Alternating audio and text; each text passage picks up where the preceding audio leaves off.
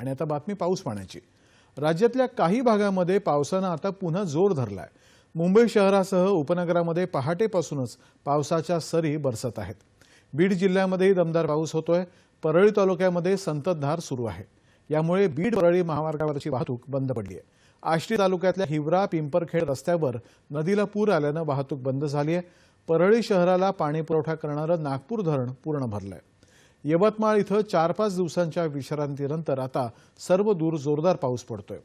विदर्भासह हतनूर धरण क्षेत्रामध्ये झालेल्या जोरदार पावसामुळे या धरणाचे 16 दरवाजे उघडण्यात आले आहेत आणि तापी नदीकाठच्या गावांना सतर्कतेचा इशारा देण्यात आलाय।